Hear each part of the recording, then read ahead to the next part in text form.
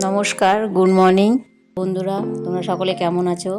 আশা করি সকলে ভালো আছো, সুস্থ আছো। আমিও ভালো আছি। চলে আসলাম আবার একটি ভিডিও নিয়ে। আর সকাল সকাল উঠে স্নান পূজা করে তাড়াতাড়ি রান্না বসিয়ে দিলাম। আজ রাতে বিয়েবাড়ির নেমন্তন্ন আছে, তাই ভাবছি বেশি কিছু রান্না করব না। চিংড়ি মাছ দিয়ে মোচার ঘন্ট, ডাল আর আলু সিদ্ধ দিয়েছি। আলু সিদ্ধটাকে মাখা করব।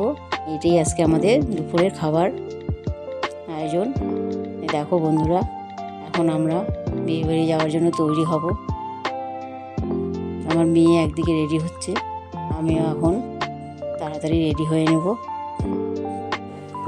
শীতে দু একটা বিয়েবাড়ি নিমন্ত্রণ পেলে খুবই মজা হয়, জমিয়ে সাজগোজ করা যায়, এটাই একটা আনন্দ। আমরা এখন জমিয়ে সাজুগুজু করছি। তোমরা দেখে বলবো আমাদের সাজুগুজুটা কেমন হয়েছে। দেখো বন্ধুরা, আমি পুরোপুরি রেডি।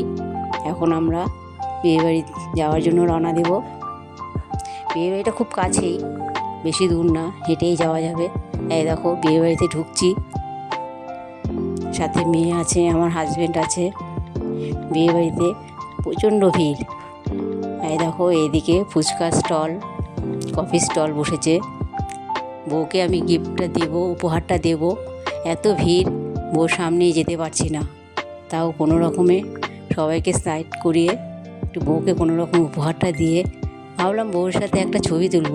কিন্তু এত ভিড় বিয়েবাড়িতে যে ছবিটা আর তোলা হলো না। বসে পড়েছি আমরা খেতে। সবার সামনে চলে এসেছে প্লেট, জলের বোতল। সবার প্লেটে আস্তে আস্তে পড়ে যাচ্ছে এক এক করে স্যালাড, বেগুনি। তারপর আসবে গরম গরম ভাত। চলবে আমাদের জমিয়ে খাওয়া দাওয়া। বন্ধুরা সকলে দেখো আমার ভিডিওটা, আশা করি তোমাদের সকলেরই ভালো লাগবে। চলছে আমাদের বিয়েবাড়ি পুরো জোর কদমে খাওয়া দাওয়া। আজকের ডেটে তোমরা কে কে বিয়েবাড়ি খেলে বন্ধুরা, তোমরা অবশ্যই আমাকে কমেন্ট করে জানিও, আমি উত্তর দেব। সবাই জমিয়ে খাওয়া দাওয়া করছে। এখন আমরা বাড়ি ফিরবো। আমার ভিডিওটা ভালো লাগলে তোমরা ছোট্ট একটি লাইক করে দিও। টাটা বন্ধুরা, গুড নাইট।